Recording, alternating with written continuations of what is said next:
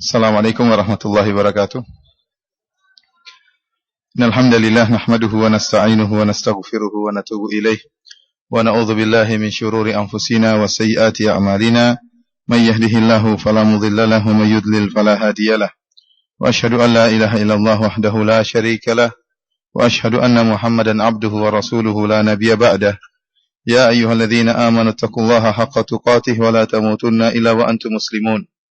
Fa inna ahsanal kalami kalamullah wa khairal huda huda Muhammadin sallallahu alaihi wasallam wa syarrul umuri muhdatsatuha wa kullu muhdatsatin bid'ah wa kullu bid'atin dhalalah wa kullu dhalalatin finnar. Para hadirin yang dirahmati oleh Allah Subhanahu wa taala, para jemaah umrah yang dimuliakan oleh Allah Subhanahu wa taala, insyaallah kita lanjutkan pengajian kita ya seperti biasa, yaitu syarah dari Al-Arba'in An-Nawawiyah, hadis-hadis yang telah dikumpulkan oleh Al-Imam Nawawi, yaitu hadis-hadis Jawami'ul Kalim, hadis-hadis yang lafalnya sedikit akan tapi mengandung makna yang sangat dalam. Dan alhamdulillah kita pada malam hari ini sudah sampai pada hadis yang ke-26. An Abi Hurairah radhiyallahu taala anhu, dari sahabat Abu Hurairah radhiyallahu taala anhu, qala, beliau berkata, qala Rasulullah sallallahu alaihi wasallam, Rasulullah sallallahu alaihi wasallam bersabda, kullu sulama minan nasi alaihi sadaqah kulla yaumin tatlu'u fihi syams. Bahwasanya setiap mifsal, yaitu setiap sendi yang ada pada manusia wajib untuk disedekahkan. Kapan? Kulla yaumin tatlu'u fihi syams, setiap hari di mana matahari terbit pada hari tersebut. Ta'dilu bainal itsnain sadaqah, engkau bersikap adil di antara dua orang merupakan bentuk sedekah. Wa tu'inu ar-rajula fi dabbatihi fatahmiluhu 'alayha aw tarfa'u lahu 'alayha mata'ahu sedekah. Engkau membantu seseorang di tunggangannya, maka engkau mengangkat orang tersebut di atas tunggangannya, atau engkau mengangkat barang-barangnya di atas tunggangannya tersebut, itu merupakan sedekah. Wal kalimatu thayyibatu shadaqah, dan perkataan yang baik merupakan sedekah. Wa bi kulli khutwatin tamshiha ila sholati shadaqah, dan setiap langkah yang engkau langkahkan menuju salat juga merupakan sedekah. Wa tumitul adza anit tariq shadaqah, dan engkau menghilangkan gangguan dari jalan juga merupakan sedekah. Hadis ini diriwayatkan oleh Imam Al-Bukhari dan Imam Muslim. Para hadirin yang dirahmati oleh Allah Subhanahu wa taala, hadis ini mengingatkan kita untuk bagaimana bersyukur kepada Allah Subhanahu wa taala. Kita tahu bahwasanya seluruh nikmat yang kita rasakan dari Allah Subhanahu wa taala. Wa ma bikum min ni'matin faminallah. Kata Allah Subhanahu wa taala, tidak ada kenikmatan apapun yang ada pada diri kalian kecuali dari Allah Subhanahu wa taala. Seluruh kenikmatan. Di antara kenikmatan-kenikmatan yang sekian banyak yang kita rasakan adalah kenikmatan mudahnya kita bergerak dengan sendi-sendi yang Allah berikan dalam tubuh kita.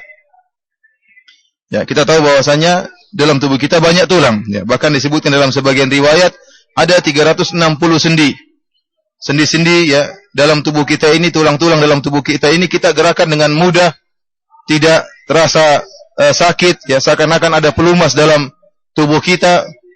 Yang seorang terkadang lupa dengan kenikmatan ini kecuali tatkala kenikmatan tersebut dicabut. Dan sering manusia seperti itu. Dia hanya baru ingat, baru sadar dengan kenikmatan yang luar biasa yang ada pada dirinya tatkala dihilangkan kenikmatan tersebut atau dikurangi kenikmatan tersebut. Seorang tidak akan merasakan nikmat mudahnya bergerak, tulang-tulang mudah untuk bergerak, kecuali orang yang ya kena penyakit, misalnya ya kena asam urat atau kena penyakit lainnya yang kalau dia bergerak sedikit maka persendiannya terasa sakit. Itu baru dia sadar bahwasanya selama ini dia berada di atas kenikmatan. Dan Rasulullah SAW menyebutkan mudahnya geraknya tulang-tulang kita ini ya, harus disedekahkan agar kita ingat bahwasanya nikmat-nikmat tersebut dari Allah Subhanahu wa taala. Makanya Nabi SAW mengatakan, kullu sulama minan nasi alaihi sadaqah. Setiap sendi-sendi yang ada pada manusia wajib untuk disedekahkan. Ada 360 sendi yang harus kita sedekahkan. Dan kewajiban untuk mensedekahkan ini, Nabi SAW menjelaskan, bukan tiap tahun, dan juga bukan tiap bulan, dan juga bukan tiap pekan, tetapi kata Nabi SAW, kulla yaumin tatlu'u fihi syams, tetapi tiap hari, tiap hari harus disedekahkan nikmat yang kita rasakan tersebut. Ini dalil bahwasanya bersyukur kepada Allah Subhanahu wa taala, ya, bukan hanya dengan lisan, dengan mengucapkan alhamdulillah, ya, wa syukrulillah, ya, bukan hanya dengan ucapan tetapi dengan praktek ibadah kepada Allah Subhanahu wa taala. Di antaranya kita mensedekahkan nikmat mudahnya pergerakan persendian dalam tubuh kita. Dan Nabi sallallahu alaihi wasallam mengajarkan bahwasanya seluruh amalan perbuatan kebajikan, seluruh amalan soleh merupakan sedekah. Seluruh amalan soleh merupakan sedekah. Oleh karenanya Nabi sallallahu alaihi wasallam menjelaskan perincian dari amalan-amalan sedekah tersebut dalam bentuk contoh, bukan pembatasan. Apa yang akan disebutkan oleh Nabi setelah itu, contoh-contoh sedekah, ini hanyalah ala sabilil misal, yaitu menyebutkan contoh, bukan pembatasan. Artinya seluruh amalan kebajikan merupakan sedekah. Di antaranya Nabi sallallahu alaihi wasallam menjelaskan bagaimana cara bersedekah. Beliau mengatakan, ta'dilu bainal itsnain sedekah. Engkau berbuat adil di antara dua orang merupakan sedekah.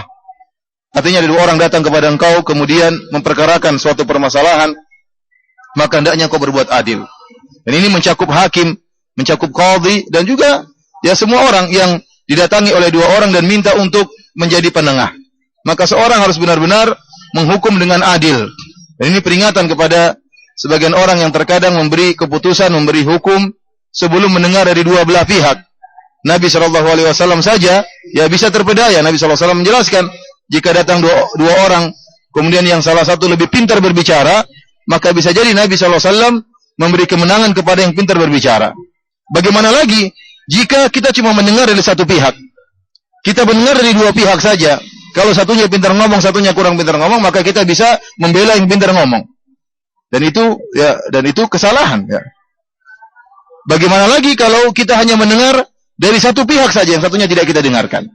Ini lebih parah lagi. Dan ini banyak dilakukan oleh orang-orang tatkala terjadi kasus ya antara dua pihak atau dua orang dan masing-masing berusaha mencari pembelaan, maka datanglah salah satu pihak ya, kemudian menceritakan kejadiannya, yang mendengar langsung memberi hukuman, kemudian hukumnya tersebar tanpa mendengar dari pihak yang lain. Dan ini adalah hal yang sangat yang buruk. Oleh karenanya seorang tatkala memberi hukuman atau memberi hukum, hendaknya dia mendengar dari dua belah pihak. Kalau dia tidak mendengar dari dua belah pihak, maka lebih baik dia tidak usah memberi hukum. Oleh karenanya Nabi SAW mengatakan di sini, ta'dilu bainal itsnain shadaqah. Engkau berbuat adil di antara dua orang yang bersengketa, maka ini merupakan sedekah. Sedekah di sini adalah sedekah bagi dirinya dan juga bagi orang lain. Oleh karenanya kalau kita perhatikan bahwasanya sedekah ada dua model, atau seluruh amalan soleh ada dua model.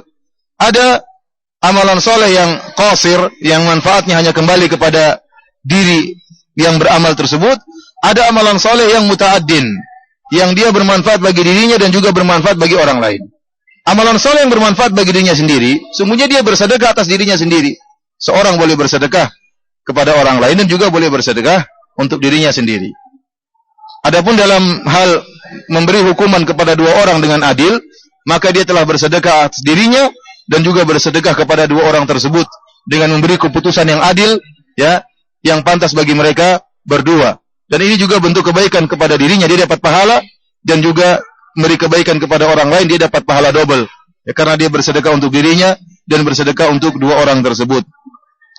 Bahkan Nabi SAW menyebutkan contoh yang lain, contoh yang sederhana yang mungkin kurang dianggap oleh orang lain atau dianggap oleh sebagian orang. Rasulullah SAW mengatakan, wa tu'inu rajula fi dabbatihi fatahmiluhu 'alaiha. Engkau membantu seseorang ya di tunggangannya. Orang ini mungkin sudah tua ya, sehingga dia tidak mampu untuk naik di atas tunggangannya, tidak mampu untuk naik di atas ontanya atau di himarnya, maka engkau bantu angkat dia supaya dia bisa naik di atas tunggangannya. Ini sedekah, kata Nabi sallallahu alaihi wasallam.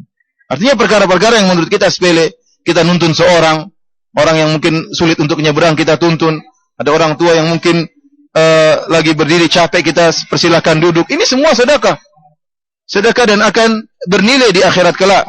Yang terkadang tidak kita pikirkan, terkadang kita anggap sepele. Ternyata menurut Nabi itu merupakan sedekah. Kemudian kata Nabi SAW, "Au tarfa'u lahu 'alaiha mata'ahu sadaqah." Atau engkau membantu mengangkatkan barangnya di atas tunggangannya. Ini juga sedekah. Ya, ini model kedua, dia mungkin kurang sehat atau tidak kuat mengangkat barangnya untuk diletakkan di atas tunggangannya, di atas ontanya, ya. Maka kita bantu dia, kita angkat barang tersebut.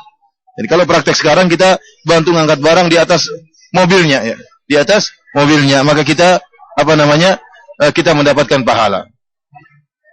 Ini berarti sedekah kepada dia. Dan betapa banyak orang-orang yang ya mungkin kendaraannya, mobilnya terganggu lagi macet, ya. Dan kemudian dia parkir di pinggir jalan, semua orang lewat cuek, ya, tidak ada yang perhatikan sama dia. Kasihan. Apalagi di kota-kota besar, kalau kota-kota kecil mungkin, ya. Kenapa? Karena masing-masing punya kesibukan sendiri. Jarang ada yang menyisihkan waktu untuk kemudian membantunya. Apalagi ternyata di kendaraan tersebut ada ibu-ibu, ya, yang menunggu suaminya sedang perbaiki. Kita turun sebentar, mampir, kita tanya, ya. Meskipun kita terkadang tidak mampu untuk membantu, namun sekedar menegur, ya, melihat, mungkin menyenangkan hatinya. Apalagi kalau kita bisa bantu. Dan ini merupakan sedekah yang akan bernilai di akhirat kelak. Kemudian Nabi SAW berikan contoh yang lebih ringan lagi, yang lebih disepelekan lagi, yaitu al-kalimatu thayyibatu sadaqah. Kata Nabi SAW, perkataan yang baik merupakan sedekah. Jadi ini lafal yang mencakup keumuman, banyak sekali yang termasuk dari perkataan yang baik. Apakah zikir, ya. Seorang mengatakan subhanallah, walhamdulillah, wa la ilaha illallah, Allahu akbar, sedekah. La haula wa la quwata illa billah, sedekah bagi dirinya sendiri. Seorang bersedekah bagi dirinya sendiri dan dapat pahala dari Allah Subhanahu wa taala. Astaghfirullah. Ini ibadah yang sepele, pahalanya besar, namun dilalaikan oleh banyak orang. Zikir merupakan ibadah yang mudah. Ibadah yang bisa dilakukan oleh seorang dalam banyak kondisi. Lagi nyetir dia bisa berzikir, ya. Daripada dia ngelamun gak ada kerjaan, dia berzikir. Dalam waktu berapa menit dia mungkin sudah mengucapkan istighfar berapa kali. Dalam waktu 15 menit mungkin sudah ratusan istighfar sudah dia ucapkan. Dan semuanya bernilai di sisi Allah Subhanahu wa taala. Ya. Oleh karenanya zikir merupakan ibadah yang mulia, besar pahalanya, namun banyak yang melalaikan. Al-kalimatu thayyibatu sadaqah. Kalimat yang baik adalah sedekah.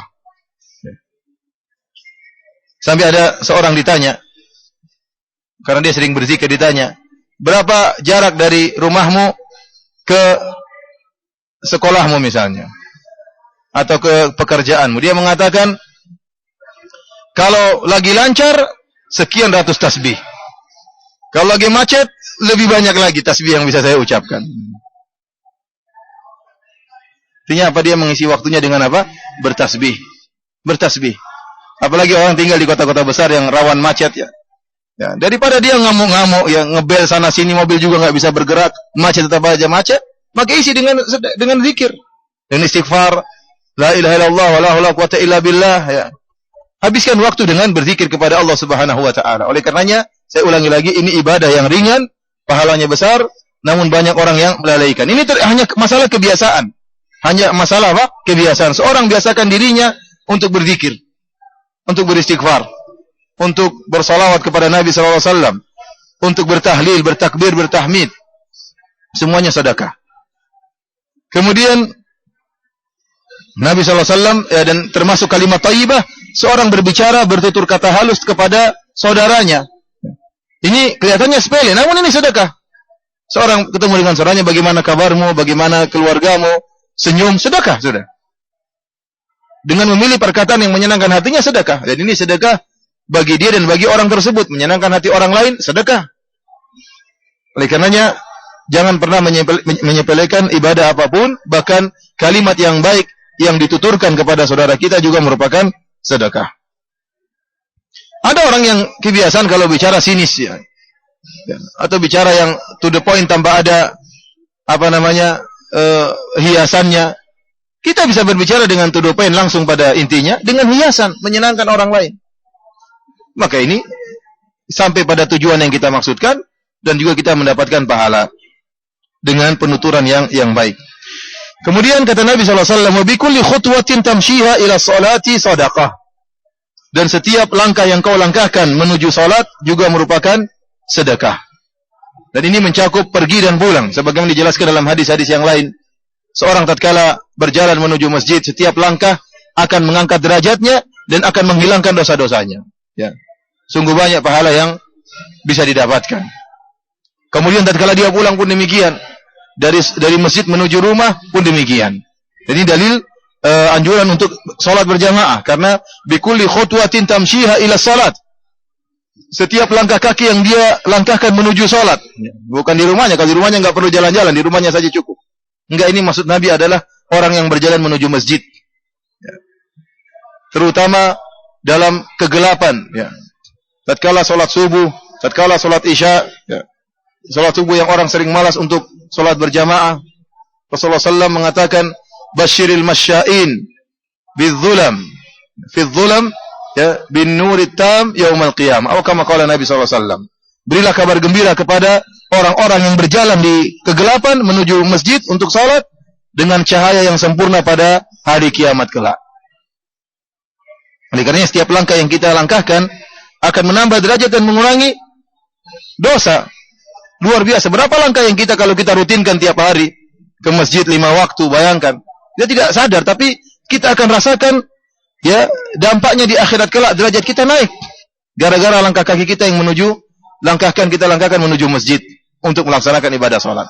Oleh karenanya, sebagian para sahabat dari Banu Salimah, tatkala mereka ingin rumahnya dekat Masjid Nabawi, mereka minta izin kepada Nabi SAW untuk pindah rumah ke Masjid Nabawi agar dekat. Maka Nabi SAW mengatakan, "Diyarakum tuktab atharukum." Kata Nabi SAW, "Ilzamu diyarakum." Jangan pindah rumah, tetap aja di sana. Maka akan dicatat langkah-langkah kalian. Artinya rumahnya jauh. Mereka ingin pindah dekat, Nabi bilang tidak usah, tetap aja biar jauh, tidak jadi masalah. Kenapa? Sehingga langkah kaki semakin apa? Semakin jauh. Ini bukan berusaha sengaja bikin rumah jauh-jauh dari masjid, tidak ya. Seorang berusaha bangun rumah dekat masjid. Sebagaimana rumahnya Nabi SAW paling dekat dengan Masjid Nabawi. Rumahnya Abu Bakar, rumahnya sahabat-sahabat yang lain. Tetapi, kalau seorang rumahnya kebetulan jauh dari masjid, dan bisa dia jangkau masjid tersebut, maka dia bersyukur kepada Allah, langkahkan kakinya. Ya, langkahkan kakinya, maka setiap langkah yang dia langkahkan akan mengangkat derajatnya dan mengurangi dosa-dosanya. Bahkan sebagian salaf sengaja langkahnya diperpendek. Sebagian salaf mengambil zahir hadis ini. Kemudian langkah kakinya diperpendek. Kenapa? Supaya lebih banyak langkah kakinya. Karena setiap bikulli khutwah, setiap langkah kaki meninggikan derajat dan mengurangi apa? Mengurangi dosa. Oleh karenanya ini juga merupakan sedekah. Setiap langkah kaki sedekah, setiap langkah kaki sedekah. Baik pergi maupun pulang. Baik pergi maupun pulang. Tentunya di zaman sekarang ini ya banyak sarana untuk ke masjid, bisa dengan sepeda, bisa dengan motor, bisa dengan mobil. Namun kata para ulama bagaimanapun berbeda antara seorang yang naik mobil ke masjid dengan langkah kaki. Dengan langkah kaki. Lebih afdal langkah kaki menuju ke masjid. Wallahu ta'ala bishawab.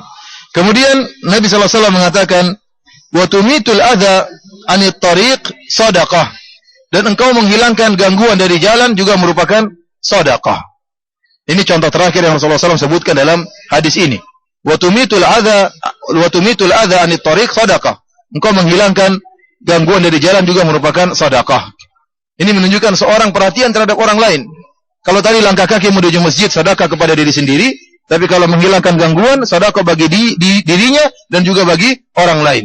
Dia tatkala melihat ada gangguan di jalan, dia tidak tega. Dia khawatir kalau ada orang lewat kemudian terkena gangguan ini, atau misalnya ada kayu, atau ada besi, atau ada paku, maka dia tidak tega. Subhanallah, hatinya begitu mulia sehingga dia memikirkan kepentingan saudaranya. Dia hilangkan ya gangguan tersebut. Dan disebutkan dalam satu hadis tentang seorang lelaki yang berjalan di suatu jalan, kemudian dia melihat ada gusnu syajarah atau gusnu syaukin, ada duri yang ada di jalan atau ada dahan yang ada di jalan, maka dia pun pindahkan dahan tersebut, maka Allah pun memasukkan dia ke dalam surga. Ya. Gara-gara apa? Gara-gara dia pindahkan gangguan yang ada di jalan tersebut. Artinya ini amalan sepele, namun jika dikerjakan dengan penuh keikhlasan, ya, maka nilainya besar di sisi Allah Subhanahu wa taala. Maka nilainya besar di sisi Allah Subhanahu wa taala. Yang menjadi patokan adalah keikhlasan seorang, ya, tulusnya hati seseorang tatkala melakukan satu amalan yang mungkin kelihatannya sepele. Contohnya seperti menghilangkan gangguan dari jalan. Dalam hadis disebutkan ada seorang diampuni dosa-dosanya gara-gara menghilangkan gangguan dari jalan. Kenyataannya kita lihat ya, seperti pernah saya sampaikan bahwasanya orang-orang berbeda sikap dalam menghadapi gangguan yang ada di jalan. Sering kita lewat di jalan ada gangguan di jalan. Kebanyakan orang tatkala melihat gangguan di jalan mereka cuek. Mereka apa? Cuek, dibiarkan. Ada orang yang melihat gangguan di jalan dia sedih. Waduh, nanti kalau kena orang, namun dia tidak mengambil tindakan. Kesedihannya insya Allah dapat pahala. Kenapa? Dia memikirkan orang lain. Tapi pahalanya tidak sama dengan orang yang mengambil tindakan kemudian memindahkan gangguan tersebut. Ada orang yang melihat gangguan maka dia berhenti, kemudian dia turun dari kendaraannya, kemudian dia hilangkan gangguan tersebut. Dia khawatir ada orang lain saudaranya terkena gangguan ini. Yang lebih parah orang yang meletakkan gangguan di jalan. Meletakkan gangguan di jalan, mengganggu orang lain. Tidak memikirkan orang lain. Ini bagaimana kalau orang lewat di sini? Dia ganggu orang di jalan. Apalagi yang buat palang menutup jalan. Nah, ini juga parah seperti ini, enggak ada kegiatan. Seharusnya tidak mesti semua jalan dipalangi, dia palangi semua jalan. Sehingga orang terhalangi, mau jalan terganggu. Kurang kerjaan orang seperti ini. Hanya ingin cari muka, cari perhatian, ya.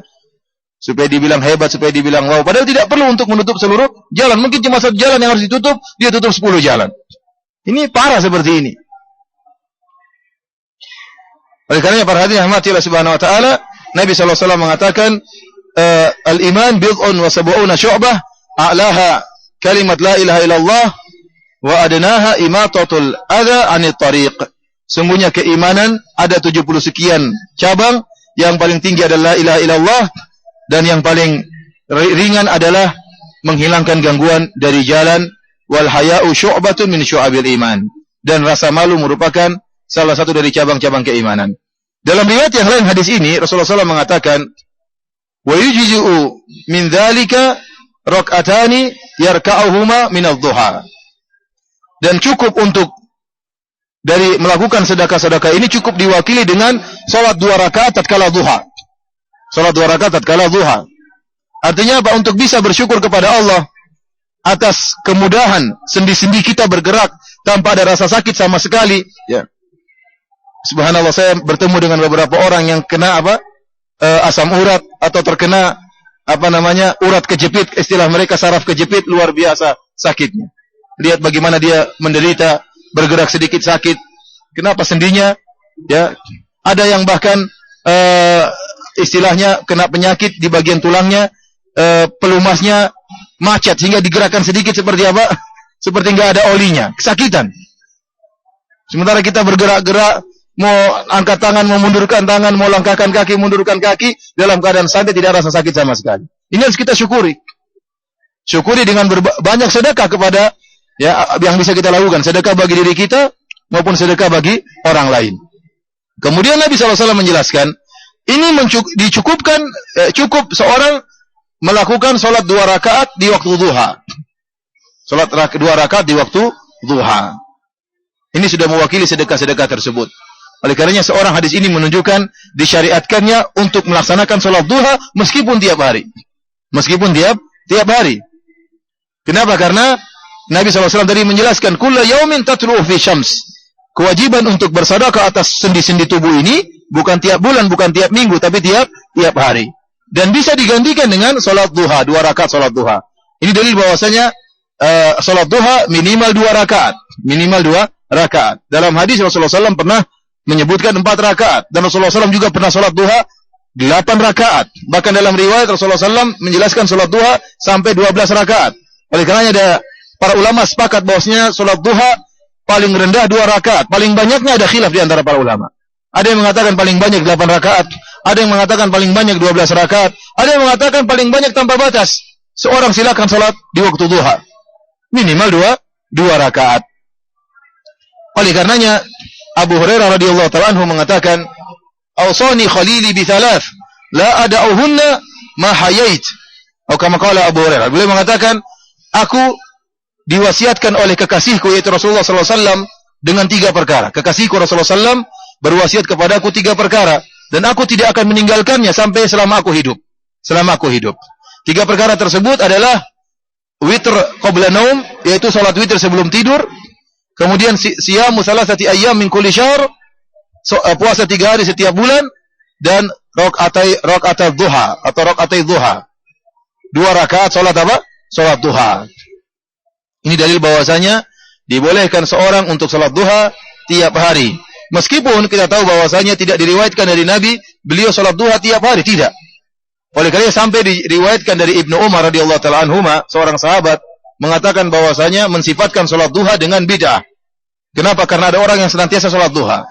Namun dijelaskan oleh para ulama seperti Al-Imam Nawawi rahimahullah, di antara taujih pengarang dari Imam Nawawi bisa jadi riwayat tentang disyariatkannya salat duha tiap hari tidak sampai kepada Ibnu Umar. Karena tadi hadis ini menunjukkan disunahkan salat duha tiap hari. Karena kita tiap hari diwajibkan untuk membayar sedekah dari sendi-sendi kita yang dimudahkan oleh Allah untuk bergerak. Kemudian juga tadi perkataan Abu Hurairah, "Awsani khalili bi thalath." Kekasihku Rasulullah SAW mewasiatkan kepadaku 3 perkara aku tidak akan tinggalkan selama aku masih hidup. Di antaranya 2 rakaat salat duha. Seorang berusaha untuk sisihkan waktu di waktu duha untuk salat 2 rakaat. Dan salat duha, para hadirin rahmati Allah Subhanahu wa taala, awal waktunya adalah tatkala waktu syuruk, yaitu sekitar matahari naik qadrul rumh, atau sekitar 15 menit setelah sunrise, setelah matahari terbit. Setelah matahari terbit. Kalau kita punya jadwal matahari terbit, kita tunggu 15 menit setelah itu. Setelah 15 menit baru mulai boleh salat duha. Kapan berakhirnya? Berakhirnya sekitar 10 menit sebelum azan zuhur. Ini waktu duha. Waktunya luas, alhamdulillah.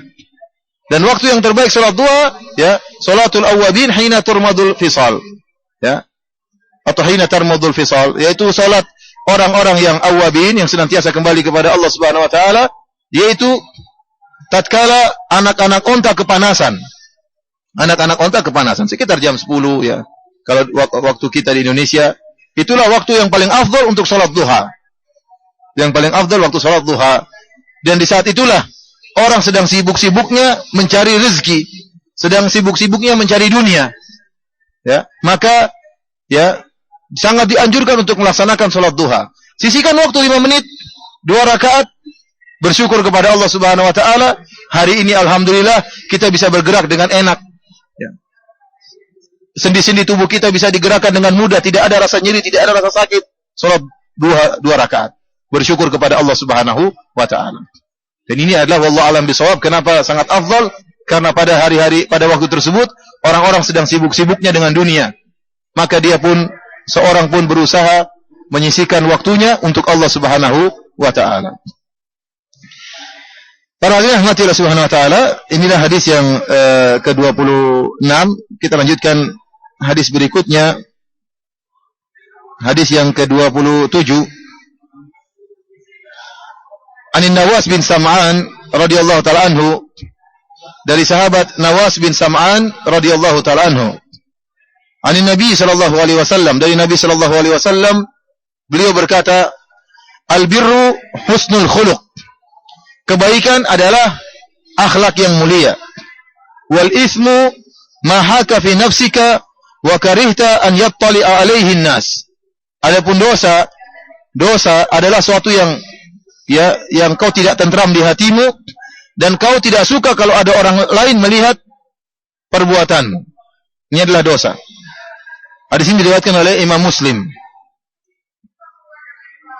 Para hadirin rahmati Allah Subhanahu wa taala, hadis ini menjelaskan tentang hakikat kebajikan dan hakikat dosa. Di awal hadis Rasulullah SAW mengatakan al-birru husnul khuluq. Kebajikan adalah akhlak yang mulia. Kita tahu kebajikan banyak, ya. Seluruh perbuatan baik merupakan kebaikan.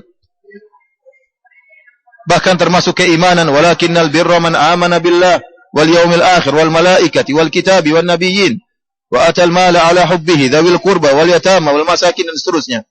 Allah menyebutkan akan tetapi kebajikan adalah beriman kepada Allah dan hari akhirat, beriman kepada malaikat, kepada para anbiya, berbuat baik kepada karib kerabat, berbuat baik kepada anak yatim dan fakir miskin. Ini semua merupakan kebajikan. Akan tetapi dalam hadis ini Nabi mengkhususkan penyebutan tentang akhlak yang mulia. Kata Nabi, al-birru husnul khuluq. Kebajikan adalah akhlak yang mulia. Kata para ulama, ini dalil bahwasanya akan keutamaan akhlak yang mulia. Kenapa Rasulullah SAW sampai mengkhususkan penyebutan akhlak yang mulia? Dan telah lalu penyebutan tentang, kita pernah jelaskan tentang dalil-dalil yang menunjukkan agungnya akhlak mulia. Di antaranya Nabi SAW mengatakan, laisa syai'un ya athqalu fil mizan min husnil khuluq. Tidak ada yang lebih berat di akhirat kelak di timbangan seperti akhlak yang mulia. Artinya kalau ditimbang akhlak mulia sangat berat. Oleh karenanya seorang berusaha untuk berakhlak yang mulia. Dalam hadis yang lain kata Nabi SAW, ya, inna rajula la yudriku bi husni khuluqihi darajat as-saim al-qaim.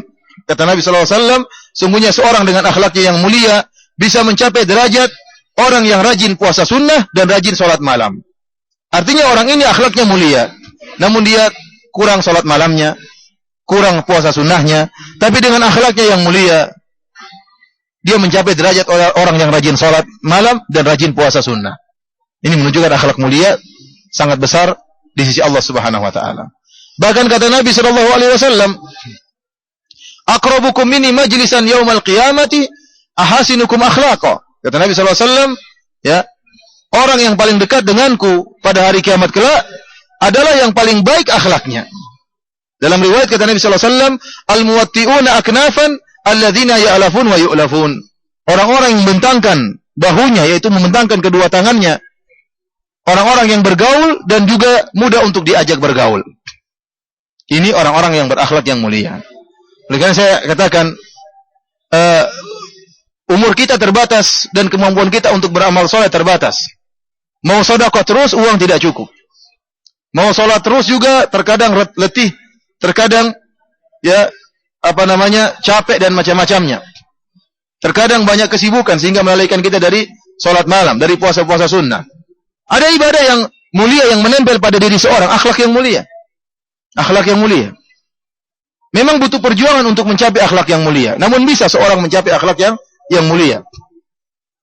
Oleh karenanya Nabi sallallahu alaihi wasallam mengatakan, "Ana dhaminun, ana zaimun bi baitin fi a'lal jannah biman hassana khuluquhu." Aku menjamin ya istana di surga yang paling tinggi bagi orang yang membaguskan akhlaknya. Bagi orang yang membaguskan akhlaknya. Akhlak yang mulia butuh perjuangan. Seorang melatih diri untuk murah senyum. Perlu latihan. Terutama murah senyum kepada orang yang dia tidak punya kepentingan duniawi kepada orang tersebut. Kalau senyum kepada bos memang wajib, biar dikasih gaji. Kalau enggak senyum gimana? Nanti bisa dipecat. Ini senyum terpaksa. Tapi pembicaraan kita kepada senyum kepada orang yang tidak ada kepentingan duniawi kita kepada dia, bahkan dia butuh kepada kita. Orang yang butuh yang harusnya sebanyak senyum. Ini sebaliknya kita latih diri kita, senyum kepada orang yang butuh kepada kita. Ini butuh latihan. Sehingga merendahkan ego kita, merendahkan kesombongan kita, perlu latihan, senyum kepada orang. Tidak merasa sok penting. Jangan selalu merasa apa?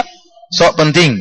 Jangan selalu merasa sok hebat. Kalau punya waktu bantu, kalau enggak mohon maaf. Dengan perkataan yang baik. Mohon maaf saya sibuk. Lain waktu insyaallah. Bisa dengan perkalimat thayyibah sedekah. Kamu enggak tahu saya lagi sibuk. Emang saya ini tidak, saya pengangguran seperti ente. Emang saya kurang kerjaan seperti ente. Ini perkataan-perkataan menyakitkan. Yang muncul dari seorang yang sombong, yang merasa sok penting dan merasa sok sibuk. Ya maka kalau kita tolak dengan tolakan yang baik, kalau kita ada waktu maka kita bantu. Bahkan para penuntut ilmu, ya, tatkala tiba waktunya untuk berakhlak mulia, untuk membantu orang lain, maka sisihkan waktu. Jangan dia mengatakan saya lagi nuntut ilmu, saya lagi baca Quran. Ya, kita gabungkan di antara keduanya. Kita nuntut ilmu, baca Quran, belajar ilmu hadis, dan juga kita berusaha menerapkan akhlak yang mulia. Bukankah kita belajar Al-Quran? Bukankah kita belajar hadis-hadis supaya kita bisa mempraktekkan ilmu Al-Quran dan ilmu hadis? Di antara ilmu Al-Quran dan ilmu hadis adalah berakhlak yang mulia. Oleh karenanya sungguh indah hadis yang diriwayatkan oleh Tabrani dan dihasankan oleh Syekh Albani rahimahullah. Nabi sallallahu alaihi wasallam mengatakan, ya, la an amshiya ma'a akhin li fi hajatihi ahabbu ilayya min an a'takifa fi hadzal masjid syahran. Kata Nabi sallallahu alaihi wasallam, saya berjalan menemani saudaraku dalam rangka memenuhi kebutuhannya, lebih saya sukai daripada iktikaf di Masjid Nabawi selama sebulan. Daripada iktikaf di Masjid Nabawi selama sebulan. Orang iktikaf di Masjid Nabawi dapat pahala banyak, tapi qasir, hanya untuk dirinya. Tetapi seorang menemani saudaranya menyisihkan waktunya, tidak keluar duit, cuma nemani saja. Tolong temani saya ke sana, ada keperluan, saya butuh teman. Temani. Ini waktunya kita beramal. Karena datang ada sebagian orang yang didatangi oleh syaitan. Tatkala diajak beramal, dia punya alasan. Saya lagi baca Quran, saya lagi mungkin belajar hadis, saya lagi ini, saya lagi sholat, lagi macam-macam. Enggak. Kita gabungkan di antara keduanya. Sholat juga penting, bahkan dia sangat penting. Tetapi juga butuh praktek pengamalan akhlak yang mulia. Bantu orang lain, sisihkan waktu, memikirkan orang lain, memikirkan umat. Ini butuh latihan. Oleh karenanya para hadirin rahmati Allah Subhanahu wa taala, saya katakan di antara amalan yang sederhana tetapi pahalanya luar biasa adalah akhlak yang mulia. Akhlak yang mulia, bertutur kata yang lembut, kemudian wajah berseri-seri kalau ketemu orang lain dengan penuh perhatian, maka ini akhlak yang mulia. Bagaimana kita mengenal seorang akhlak yang mulia? Ya kalau orang itu disenangi orang lain, orang-orang tentram sama dia, maka itu orang itu berakhlak mulia. Tapi kalau orang tidak suka sama dia, menjauh darinya, berarti orang akhlaknya buruk. Orang akhlaknya buruk. Oleh karena Nabi sallallahu alaihi wasallam mengatakan, al-mu'min ma'lafah. Seorang mukmin itu mudah untuk bergaul. Kata Nabi sallallahu alaihi wasallam, la khaira fi man la ya'laf wa la yu'laf. Tidak ada kebaikan bagi orang yang tidak mudah bergaul dan juga tidak mudah diajak untuk bergaul. Tidak ada kebaikan bagi orang ini. Seorang mukmin berinteraksi dengan yang lain. Al-mu'minun kal bunyan yashuddu ba'dhum ba'dha. Kaum mukminin adalah seperti satu bangunan, saling membantu di antara mereka. Kalau masing-masing mikir dirinya sendiri, bagaimana kemudian bisa membentuk satu bangunan? Bagaimana tidak berinteraksi? Nabi sallallahu alaihi wasallam berinteraksi dengan siapa saja. Nabi sallallahu alaihi wasallam adalah seorang kepala negara, seorang dai, istrinya 9, ya. Kesibukannya luar biasa, namun berinteraksi dengan para sahabat radhiyallahu taala anhum. Oleh karena para hadirin rahmatillah subhanahu wa taala, pantas jika Nabi sallallahu alaihi wasallam mengatakan dalam hadis ini, al-birru husnul khuluq. Kebajikan adalah akhlak yang mulia. Artinya apa? Banyak kebajikan, tetapi kebajikan yang paling utama adalah akhlak yang mulia. Oleh karenanya, barang siapa yang akhlaknya mulia, maka dia paling dekat dengan Nabi sallallahu alaihi wasallam. Dia paling dekat dengan Nabi di akhirat kelak. Ya, bahkan akhlak mulia tersebut berkaitan dengan hubungan dengan keluarga. Nabi sallallahu alaihi wasallam mengatakan, ya, khairukum li ahlihi wa ana khairukum li ahli. Kata Nabi sallallahu alaihi wasallam, sebaik-baik kalian adalah yang terbaik bagi keluarganya, bagi istrinya, bagi anak-anaknya, dan aku yang terbaik bagi keluargaku. Di antara indikasi untuk mengetahui seorang akhlaknya mulia atau tidak, lihat bagaimana akhlak dia terhadap istrinya. Seorang bisa mengukur dirinya. Kalau dia terhadap istrinya adalah suami yang terbaik, akhlaknya terbaik, maka ini indikasi dia memiliki akhlak yang mulia. Karena kebanyakan orang kalau sudah di depan istrinya, maka dia mentang-mentang istrinya lemah misalnya, atau istrinya mudah untuk dibentaki, dimarah-marahin, ya, maka dia berbuat zalim kepada istrinya. Ya, dia di luar lembut tapi sama istrinya sangar. Ini banyak orang seperti ini. Ketemu teman-temannya, masya Allah, berjam-jam bisa dengan teman-temannya, sama istrinya baru diajak ngobrol 5 menit sudah tidak betah. Tidak betah ngobrol sama istrinya 5 menit, padahal istrinya nunggu dia dari tadi. Nyiapin semuanya, masak, ngurus anak-anak. Begitu datang ke rumah, dicuekin. Ya. Terus bagaimana? Kapan akhlak mulianya? Ya. Teman-temannya yang tidak punya jasa sama dia, dia berakhlak mulia. Istrinya yang jasanya luar biasa, dicuekin. Oleh karenanya di antara indikasi seorang akhlak mulia atau tidak, lihat bagaimana sikap dia terhadap istrinya. Dan ini Nabi sallallahu alaihi wasallam yang bersabda demikian. Khairukum li ahlihi wa ana khairukum li ahli. Sebaik-baik kalian di sisi Allah Subhanahu wa taala adalah yang terbaik bagi istri-istrinya, dan aku yang terbaik bagi istriku. Kita kembali kepada hadis ini. Nabi sallallahu alaihi wasallam mengatakan, al-birru husnul khuluq. Kebajikan adalah akhlak yang mulia. Wal ismu, adapun dosa, mahaka fi nafsika wa karihta an yattali alaihin nas. Yaitu suatu yang meragukan dalam dirimu dan kau tidak suka kalau ada orang yang melihat engkau melakukannya. Ini adalah indikasi dosa. Seorang kalau ingin melakukan sesuatu, wah, kalau ada orang lain tahu, kayaknya saya malu. Ini berarti dosa. Ini berarti apa? Dosa. Dalam riwayat yang lain, An Wabisah bin Ma'bad qala, dari sahabat Wabisah bin Ma'bad, dia berkata, ataitu Rasulullah sallallahu alaihi wasallam faqal, aku mendatangi Rasulullah sallallahu, kemudian Rasulullah sallallahu berkata kepadaku, ji'ta tas'alu anil birri wal ithm, wahai Wabisah, kau datang menemuiku untuk bertanya tentang kebajikan dan tentang dosa? Qultu na'am, aku berkata, iya ya Rasulullah, aku ingin bertanya tentang albir, kebajikan dan dosa.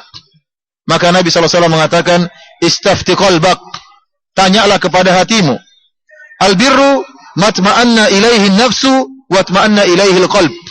Adapun kebajikan adalah yang jiwa itu tenang dan hatimu juga tenang.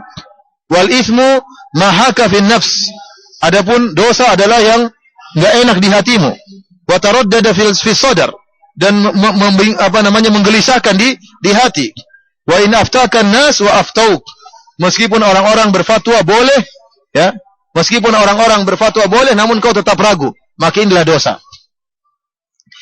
Hadis ini kembali juga kepada makna hadis yang pertama, bahwasanya kebajikan, ya, adalah sesuatu yang hati kita tenang tatkala kita melakukannya, tidak ada keraguan.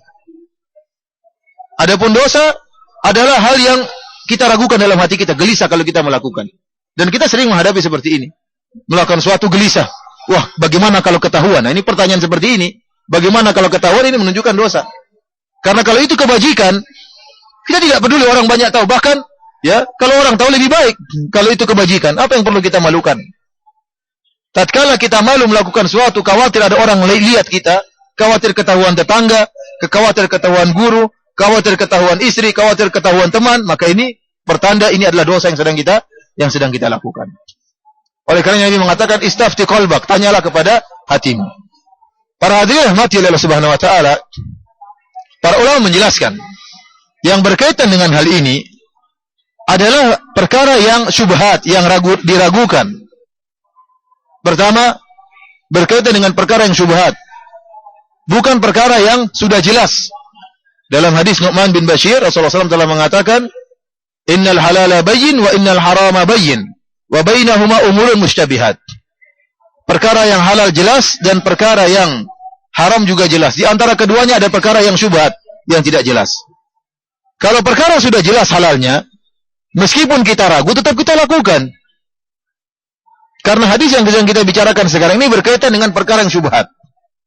Karena betapa sering ada perkara yang benar-benar dari Nabi SAW, dalilnya sangat tegas, namun kita kayak agak gelisah melakukannya. Padahal boleh. Seperti orang-orang yang tidak mengerti. Banyak orang tidak mengerti bahwasanya tatkala safar, yang lebih afdal adalah dikosor salatnya. Tatkala sedang safar, yang lebih afdal adalah salat dikosor, 4 rakaat jadi 2 rakaat. Namun banyak orang tidak mengerti. Kalau melaksanakan salat 2 rakaat dia ragu, jangan-jangan ini tidak sah. Dia ragu. Kita bilang ini bukan dalil bahwa ini dosa, tidak. Ini dia ragu kenapa? Karena kejahilannya, karena tidak ngerti. Karena tidak mengertinya maka dia ragu untuk melakukan salat qasar 2 rakaat. Dan ini bukan menjadi kemudian dia berpindah kepada salat sempurna, tidak. Tetap dia melaksanakan salat 2 rakaat meskipun hatinya ragu setelah sampai kepada dia dalil. Oleh karenanya Nabi SAW terkadang pernah memerintahkan sahabat ragu melakukannya. Contohnya seperti perjanjian Hudaybiyah. Tatkala perjanjian Hudaybiyah, Rasulullah SAW mengadakan perjanjian dengan orang-orang musyrikin. Sementara sebagian sahabat kurang terima perjanjian tersebut. Kurang terima karena mereka tidak setuju. Dan mereka berharap Nabi SAW merubah keputusannya. Contohnya juga Nabi SAW misalnya menyuruh sahabat tatkala dalam perjanjian Hudaybiyah untuk apa? Segera bertahallul. Potong onta, potong kambing, cukur rambut. Mereka tidak segera mengerjakannya. Karena mereka berharap ada perubahan fatwa dari Nabi SAW. Akhirnya Nabi yang pertama kali mencukur rambutnya, maka diikuti langsung oleh para sahabat. Artinya dalam beberapa hal terkadang keputusan syariat, Al-Quran maupun hadis terkadang mungkin meragukan seorang. Tapi kalau dalilnya sudah jelas, maka harus dia kerjakan. Dia tinggalkan keraguan tersebut. Betapa banyak orang yang tidak menerima syariat Rasulullah SAW. Betapa banyak orang tatkala dikabarkan bahwasanya namanya hukum waris laki-laki 2 kali lipat daripada wanita, banyak wanita yang tidak terima. Atau misalnya dalam hukum dikatakan bahwasanya poligami diperbolehkan, seorang laki menikahi 4 wanita, banyak wanita tidak terima. Padahal dalilnya jelas. Artinya apa? Maksud saya, pembahasan kita tentang hadis ini, kita bertanya kepada hati kita adalah perkara yang ragu, yang tidak ada dalilnya secara tegas, tidak ada nasnya. Contohnya, masalah khilaf tentang seorang yang dikasih hadiah dari hasil riba misalnya. Ini ada uang riba, saya belikan motor, orang yang pelaku riba membelikan mobil buat dia. Ini uang hasil riba. Terima atau tidak? Ini dia tanya pada dirinya. Kenapa ada khilaf di antara para ulama? Ada yang mengatakan tidak boleh sama sekali. Ada yang mengatakan boleh. Ada yang mengatakan demikian. Maka dia tanya pada dirinya. Tentramkah hatinya untuk menerima hadiah seperti ini? Atau ada yang mengatakan ini hadiah hasil zina. Gimana hasil zina? Terima atau tidak? Ada yang mengatakan boleh. Memang ada ulama yang membolehkan. Hasil zina membolehkan. Ada yang mengatakan tidak boleh. Bingung hati. Tanya pada diri kita. Boleh atau tidak? Atau misalnya ada praktek. Misalnya ada praktek perdagangan tertentu, transaksi tertentu. Sebagian ulama mengharamkan, sebagian tidak. Dalilnya kurang tegas. Tanya pada dirinya. Ini bagaimana ini? Tanya kepada dirimu. Kalau kau ragu maka tinggalkan. Oleh karenanya hadis ini, ya, artinya suatu yang meragukan dirimu, kau gelisah melakukannya, ini pada perkara-perkara yang syubhat, bukan pada perkara-perkara yang jelas. Kemudian yang kedua, yang berkaitan dengan hadis ini berlaku bagi orang-orang mukmin, bagi orang-orang takwa, orang-orang soleh. Artinya orang-orang yang taat kepada Allah Subhanahu wa taala, maka dia bertanya kepada dirinya, bukan sembarang orang, ya, karena kalau pelaku maksiat, ya, yang haram pun dia tenang saja melakukannya. Dan dia tidak peduli, maka dia bahkan dia tampakkan biar orang lain tahu. Dan betapa banyak orang seperti ini. Melakukan maksiat dan dia bangga melakukan maksiat tersebut dan ingin orang lain tahu maksiat tersebut. Tidak ada keraguan sekali dalam dirinya. Maka ini bukan patokan seperti ini. Dan jangan dia mengatakan saya tenang melakukan ini, berarti ini bukan dosa. Oh enggak. Tidak bisa seperti itu. Yang kembali kepada diri, bertanya kepada hati adalah kembali kepada orang-orang yang beriman. Yang tatkala dia ragu, dia bertanya kepada dirinya. Adapun pelaku maksiat, maka hatinya tidak bisa dijadikan dalil. Para hadirin rahmati Allah Subhanahu wa taala, inilah dua hadis yang alhamdulillah bisa kita sampaikan pada malam hari ini, ya. Insyaallah besok kita lanjutkan pada hadis berikutnya, yaitu hadis Ibad bin Sariyah tentang masalah bid'ah yang pembagian bid'ah, apakah ada pembagian bid'ah dhalalah dan bid'ah sayyi'ah, insyaallah besok akan kita bahas. Kita kembali bahwasanya hadis yang pertama tadi saya ingatkan mengajarkan kita untuk bersyukur kepada Allah Subhanahu wa taala, dan bahwasanya syukur itu bukan hanya dengan ucapan tapi butuh pembuktian. Pembuktiannya dengan ketaatan kepada Allah Subhanahu wa taala, ya. Jangan hanya mengucapkan alhamdulillah, masih kurang, harus dibuktikan dengan beribadah kepada Allah Subhanahu wa taala. Dan ingat, seluruh kenikmatan yang mendekatkan diri kita kepada Allah Subhanahu wa taala, maka itu adalah kenikmatan yang diberkahi oleh Allah Subhanahu wa taala. Tetapi setiap kenikmatan, setiap harta yang tidak mendekatkan kita kepada Allah, maka itu merupakan malapetaka. Oleh karenanya seorang tatkala mengumpulkan hartanya, lihat hartanya ini mendekatkan dia kepada Allah atau tidak. Dia membeli mobil misalnya, mobilnya ini mendekatkan dia kepada Allah atau tidak. Kalau tidak mendekatkan diri kepada Allah, maka jual aja mobil tersebut.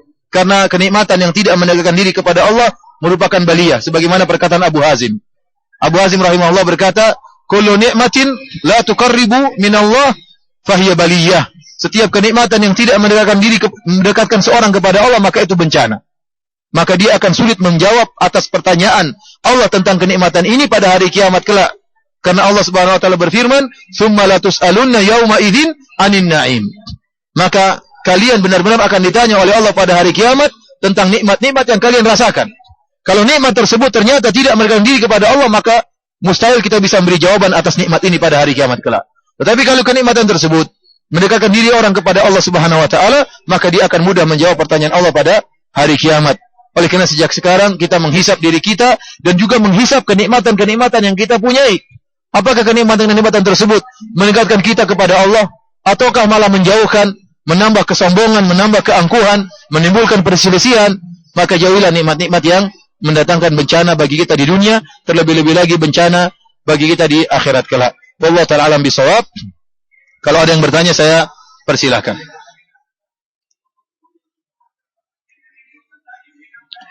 Ada yang bertanya, saya persilahkan. Sini Pak, dekat.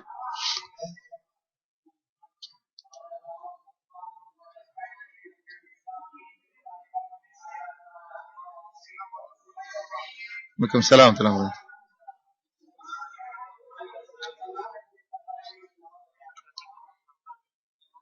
Bunga bank. Bunga bank riba.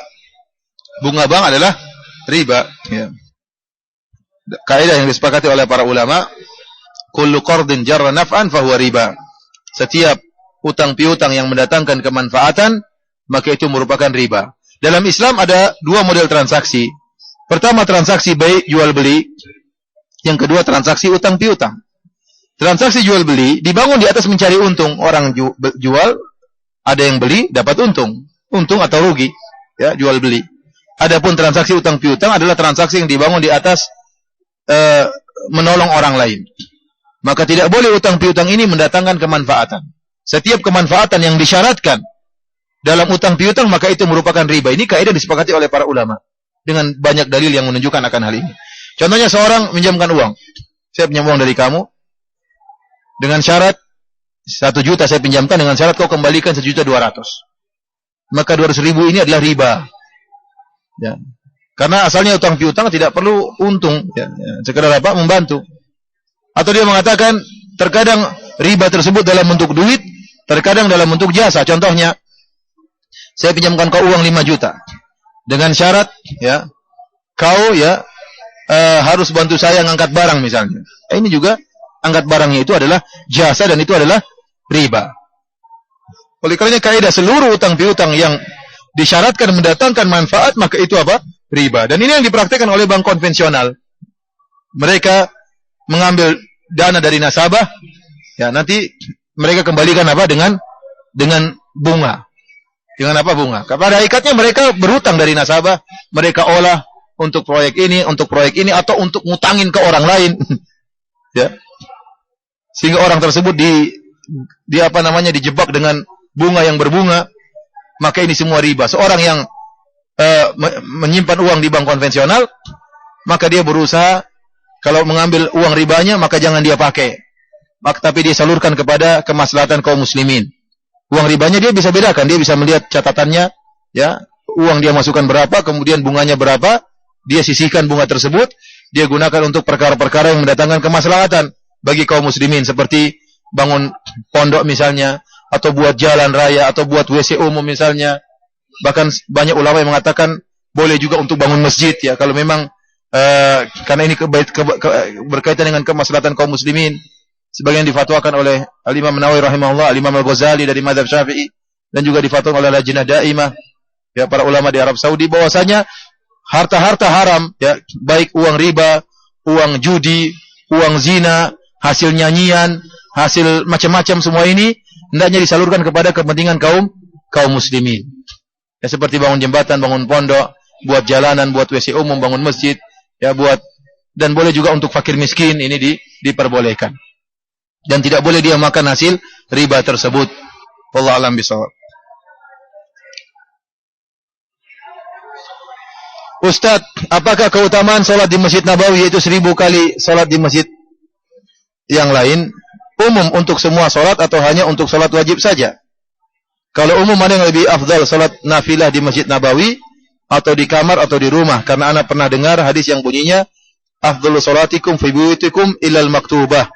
Sebaik-baik salat kalian adalah di rumah-rumah kalian kecuali salat 5 waktu. Hadisnya kata Nabi sallallahu alaihi wasallam, salatun fi masjidi hadza khairun min alfi salatin fi ma siwahu. Bahwasanya salat di masjidku ini lebih afdal, lebih baik daripada 1000 kali salat di masjid-masjid yang lainnya kecuali Masjidil Haram. Dan Nabi tidak mengatakan salatku di masjid ini sama dengan 1000 kali lipat, tidak, tetapi lebih baik daripada 1000 kali lipat di masjid-masjid yang lain. Dan ini keutamaan yang luar biasa. Artinya seorang jika salat di Masjid Nabawi 1 hari 5 waktu di Masjid Nabawi, sama seperti dia salat di Masjid Istiqlal, di Masjid Demak, di Masjid Ampel, di Masjid Agung 1000 hari. Sama dengan apa? 1000 hari. Dan siapa yang kuat salat berjamaah 1000 hari? Mesti bolong-bolong. Oleh karenanya, seorang yang dimudahkan oleh Allah untuk datang ke kota Madinah, perbanyak salat di Masjid Nabawi. Dan para ulama menjelaskan salat di sini umum. Rasulullah SAW mengatakan salatun dengan nakirah. Ya, salat apa saja? Salat fardu maupun salat sunnah. Salat fardu maupun salat sunnah. Artinya apa? Barang siapa yang salat tarawih di Masjid Nabawi sama dengan 1000, lebih baik daripada 1000 kali lipat salat tarawih di masjid-masjid yang lainnya. Sekarang bagaimana dengan salat-salat rawatib misalnya? Karena hadis tadi disebutkan bahwasanya salat yang terbaik di rumah-rumah kalian kecuali salat fardu. Kenyataannya Nabi SAW, ya beliau terkadang salat rawatib di rumah, terkadang salat rawatib di masjid. Ya, perkaranya alhamdulillah mudah. Kalau mudah bagi kita untuk salat sunnah di rumah, maka itu yang terbaik. Tapi kalau kebetulan misalnya setelah maghrib kita dengar pengajian dan ingin tetap di masjid, maka ini salat rawatibnya di mana? Di masjid saja, tidak jadi masalah. Ya, tidak jadi masalah. Dan saya ingatkan bahwasanya para ulama menjelaskan, ini kaidah disebutkan oleh Imam Nawawi dan juga disebutkan oleh Syekh Ibn Utsaimin rahimahullah, bahwasanya afdhaliyah, keafdalan yang berkaitan dengan zat ibadah itu lebih utama daripada keafdalan yang berkaitan dengan pengikut ibadah di luar dari zat ibadah. Contohnya, kekhusyuan seorang dalam salat itu lebih diutamakan.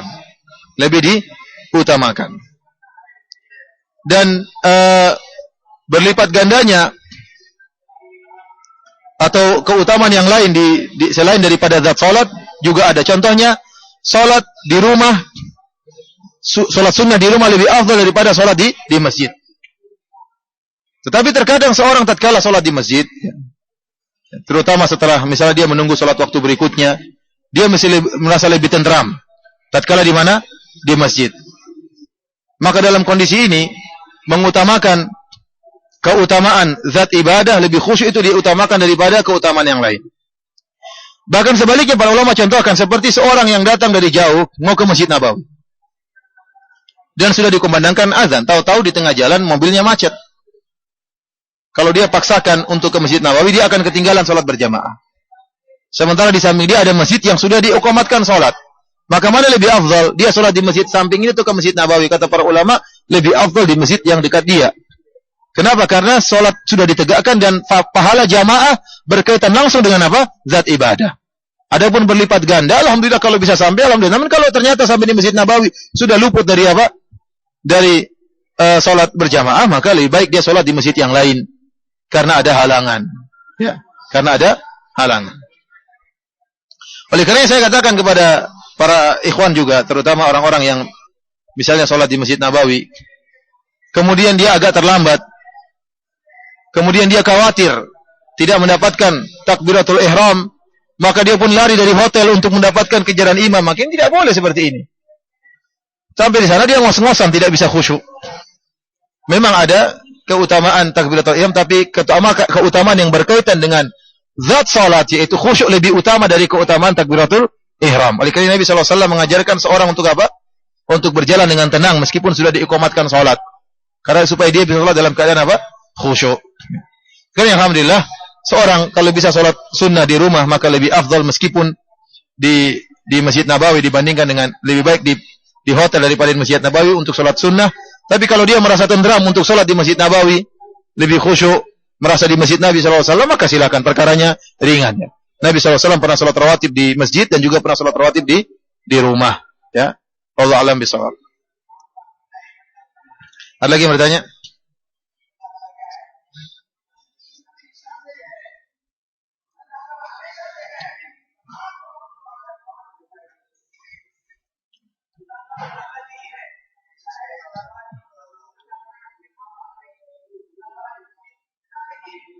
Salat apa? Apa gimana, Pak?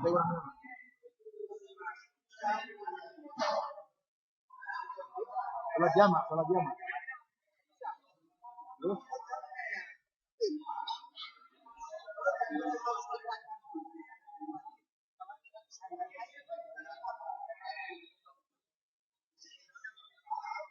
Sudah salat lagi.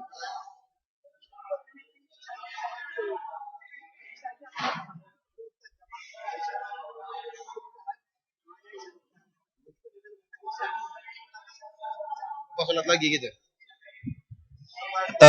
Beliau sudah salat jamak maghrib dan isya, tahu-tahu datang ke Masjid Nabawi, ditegakkan lagi salat apa? Isya. Boleh enggak lagi salat isya? Boleh, dianggap salat sunnah ya. Dapat pahala apa? Sunnah. Ya, sebagaimana Mu'adz bin Jabal radhiyallahu taala anhu, beliau salat bersama Nabi sallallahu alaihi wasallam, kemudian beliau pulang mengimami kaumnya, mengimami apa? Orang kampungnya. Maka salah satunya menjadi salat wajib, satunya menjadi salat apa? Sunnah. Sebagaimana juga dalam hadis Rasulullah SAW menyuruh siapa yang mau bersedekah kepada orang ini. Jadi ada seorang sudah terlambat salat, maka ada yang lain menjadi makmum juga agar dia mendapatkan pahala jamaah. Jadi mengulangi salat fardu itu diperbolehkan.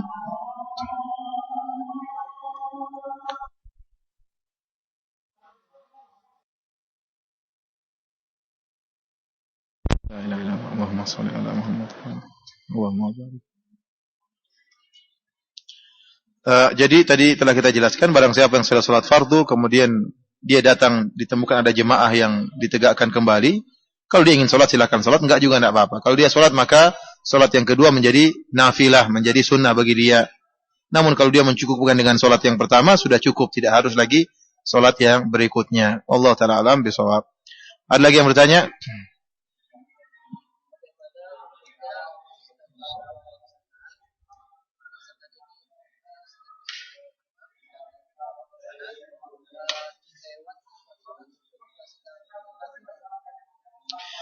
Ada dua pertanyaan. Pertanyaan pertama, bagaimana hukumnya seorang yang sedang tawaf kemudian dia bawa sendal dan sendalnya ada dari sudah dipakai di toilet ya. Kalau dia yakini bahwasanya sendal tersebut ada najis, maka hendaknya dia tinggalkan ya, jangan dia bawa ya. Jangan dia bawa najis dalam tawafnya. Tapi kalau ragu ya, karena tidak mesti masuk dalam toilet kemudian apa? Najis, tidak mesti apa namanya? Najis. Karena dia dari toilet dia keluar, dia melewati apa? Pasir, melewati ini terkadang najisnya sudah tidak ada. Oleh karena dalam hadis Rasulullah SAW menyebutkan, jika salah seorang dari kalian ingin masuk masjid, maka lihatlah sendalnya. Kalau sendalnya ada najisnya, maka digosokkan. Ini di zaman Nabi dahulu, tatkala masjid masih pakai pasir. Maka Rasulullah SAW menyuruh untuk apa? Digosokkan, baru kemudian masuk dengan apa? Dengan sendal tersebut. Oleh karenanya, apalagi sekarang toilet-toilet kebanyakannya sudah bersih, ya. Bersih, kemudian setelah keluar dari toilet kita masih melewati banyak jalan yang kita langkahkan. Oleh karenanya kalau ragu, maka hukum asal bahwasanya sesuatu itu apa? Bersih ya. Kecuali kalau sudah yakin ada najisnya, maka hendaknya kita jangan bawa, kita letakkan. Yang lebih hati-hati kita tinggalkan. Kita tinggalkan, taruh di mana? Di tempatnya, baru kemudian kita tawaf ya. Ini lebih hati-hati. Wallahu a'lam bishawab. Ada lagi yang bertanya?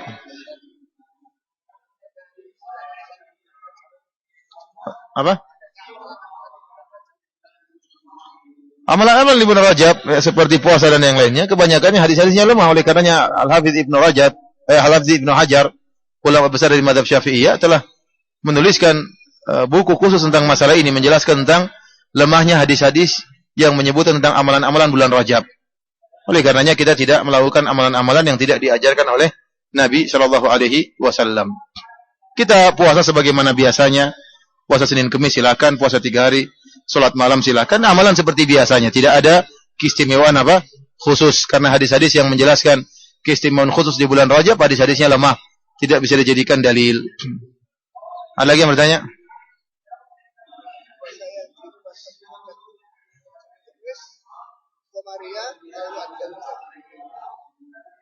Apa? Daud, kenapa Nabi Daud alaihissalam?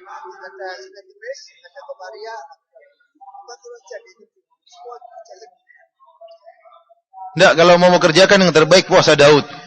Puasa Daud, tidak ada yang lebih baik daripada itu. Sehari berpuasa, sehari berbuka. Sehari berpuasa, sehari berbuka.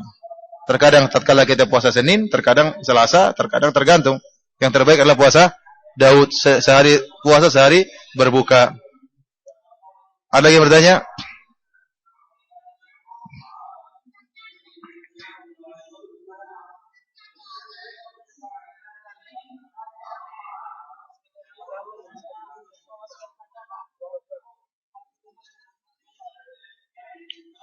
Salat sunnah yang paling utama di salat sunnah apa? Tadi saya lupa ada pertanyaan, bagaimana tatkala di raudhah kita melewati orang yang sedang salat ya. Kita berusaha untuk tidak melewati orang yang salat dimanapun kita berada, di Masjidil Haram atau Masjid Nabawi, kecuali dalam keadaan darurat. Kita kebelet atau kepingin buang air atau sesuatu, atau diusir oleh askar ya, lain cerita ya. Nah, tapi kalau bisa jangan melewati orang yang sedang apa? Salat. Kalau kita ingin melewati orang, berusaha lewat setelah daerah sujudnya. Jadi sebagian ulama memberi keringanan kalau orang yang sedang salat kita lewati, kalau kira-kira dia sujud setelah itu enggak jadi masalah ya. Setelah itu jadi masalah karena tidak boleh kita lihat baina yadaihi. Ya, adapun 2 meter setelah itu enggak jadi masalah karena sudah lewat daripada lokasi sujudnya. Lokasi sujudnya. Yang berikutnya, apakah salat yang paling afdal dilakukan di raudhah? Tidak ada salat raudhah, tidak ada ya. Tidak ada salat khusus raudhah seperti saya jelaskan kemarin. Tidak ada doa khusus raudhah, tidak ada salat khusus raudhah, tidak ada zikir khusus raudhah. Seorang tatkala masuk di raudhah ibadah dengan ibadah apa saja yang dimudahkan oleh Allah Subhanahu wa taala. Di antaranya salat dan berdoa. Kalau punya waktu lapang bisa baca Quran ya. Sebelum diusir sama apa? Sama askar ya. Kalau enggak ya paling cepat yang bisa kita lakukan, yang dilakukan oleh banyak orang adalah salat dan berdoa ya. Terserah apa saja, yang penting masuknya kapan. Kalau masuknya salat waktu duha ya silakan salat duha, enggak jadi masalah. Enggak ada salat khusus. Demikian saja para hadirin rahmatillah subhanahu wa taala kajian kita, insyaallah kita lanjutkan besok ya. Kurang lebihnya saya mohon maaf, yang benar datangnya dari Allah Subhanahu wa taala, yang salah dari diri saya sendiri. Semoga Allah mengampuni dosa-dosa kita. Wabillahi taufik. Assalamualaikum warahmatullahi wabarakatuh. Subhanakallah bihamdik.